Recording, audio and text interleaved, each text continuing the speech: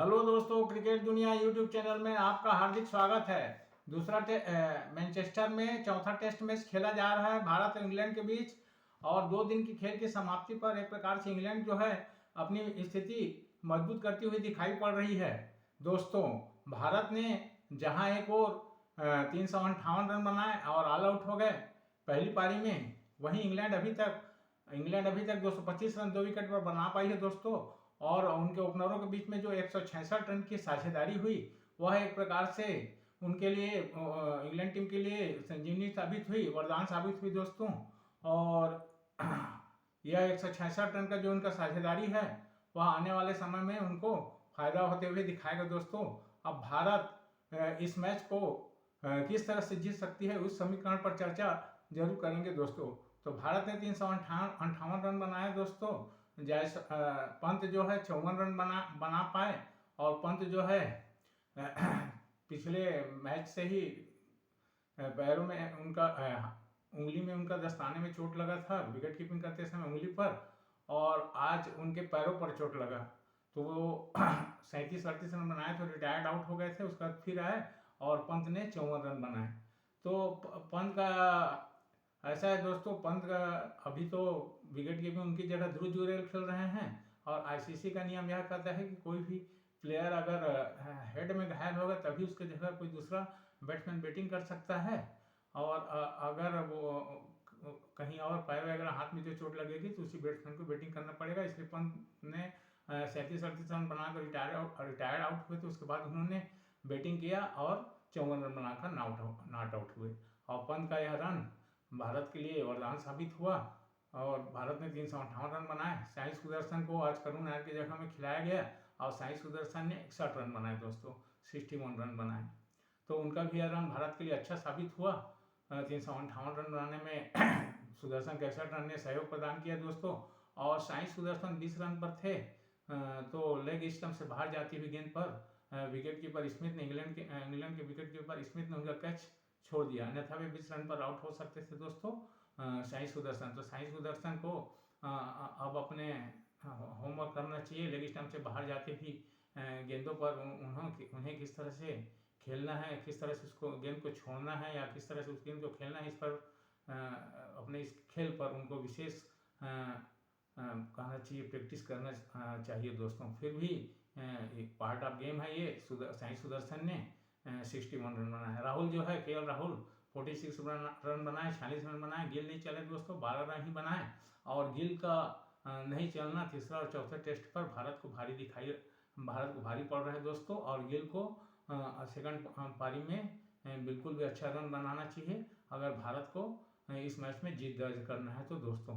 रविंद्र जडेजा ने 20 रन बनाए दोस्तों और शार्दुल ठाकुर ने अच्छी बैटिंग की, 41 रन बनाए। और वाशिंगटन सुंदर ने 27 रन बनाए। तो इस तरह से 358 रन भारत की टीम किसी तरह से बना पाई दोस्तों। मतलब एक प्रकार से थोड़ा थोड़ा सभी ने योगदान दिया।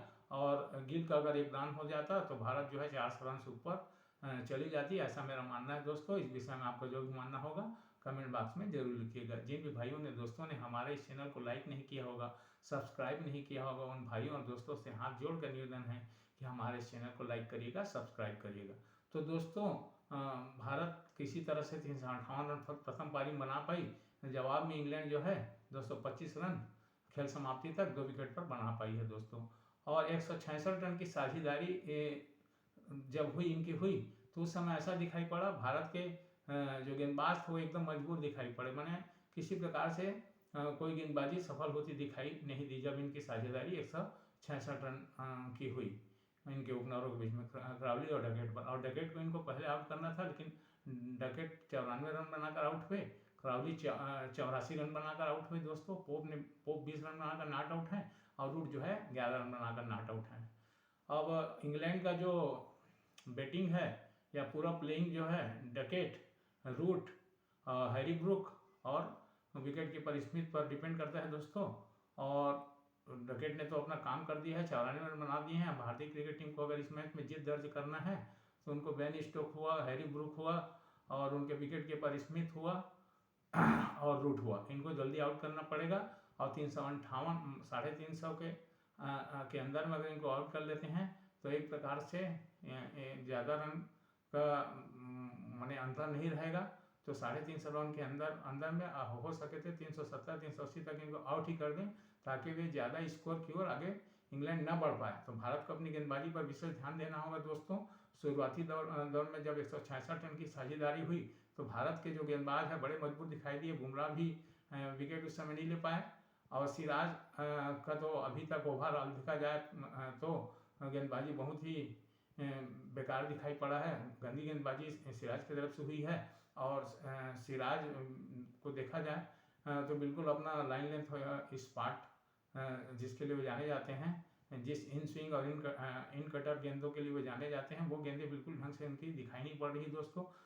उनकी अधिकांश गेंदें जो है लेग स्टंप के बाहर या लेग स्टंप पर दिखाई पड़ रही है, जिससे उनको बहुत सारे रन पड़े दोस्तों। तो सिराज का ओवरऑल देखा जाए दोस्तों, तो अभी तक उन्होंने जितने भी टेस्ट मैच खेले हैं उसमें प्रति टेस्ट में 3 विकेट कम का रिकॉर्ड दिखाई पड़ रहा है, और ये कोई अच्छा रिकॉर्ड नहीं है।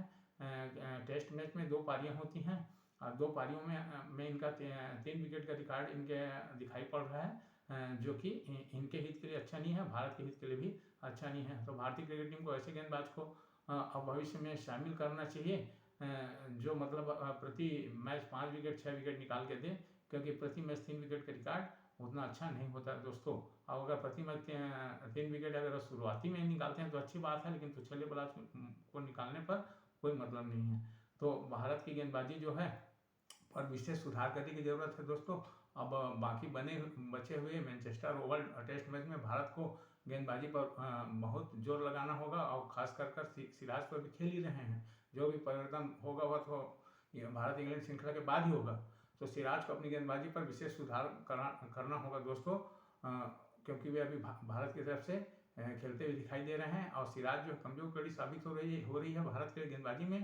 तो मोहम्मद सिराज को चाहिए कि वे अपनी गेंदबाजी पर विशेष ध्यान दें।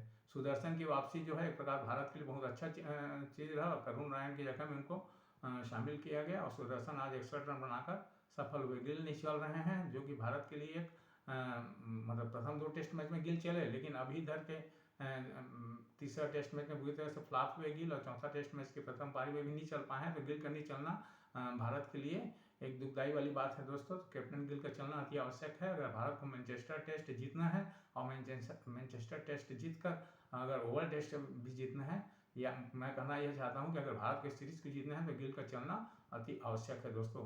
बॉलिंग में एक प्रकार से फ्लॉप शो साबित रहा भारत का।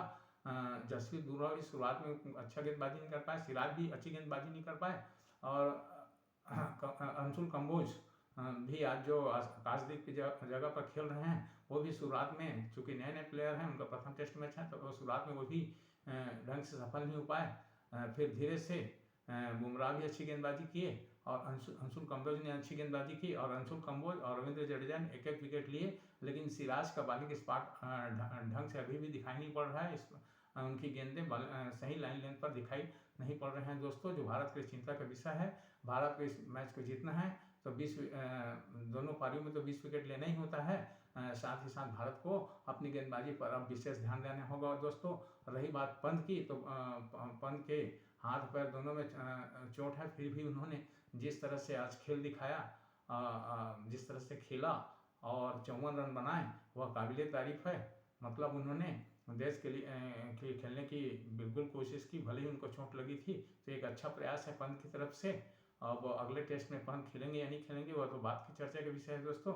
लेकिन फिलहाल भारत को इस टेस्ट मैच को जीतना है, तो बैटिंग और बॉलिंग में बड़ी सावधानी के साथ काम करना होगा, क्योंकि अभी की स्थिति यह है दोस्तों कि 225 रन 2 विकेट बनाकर इंग्लैंड जो मजबूत स्थिति में दिखाई पड़ रही है दोस्तों। हालांकि 2 विकेट भारत ने टी से लेकर मैच के एंड तक जो 2 विकेट लिया, उसमें एक प्रकार से वापसी की है भारत ने।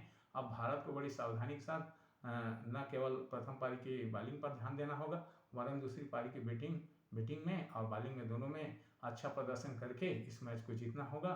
और अच्छा प्रदर्शन करेंगे तभी इस मैच को जीत पाएंगे दोस्तों, ऐसा मेरा मानना है। जय हिंद, जय भारत।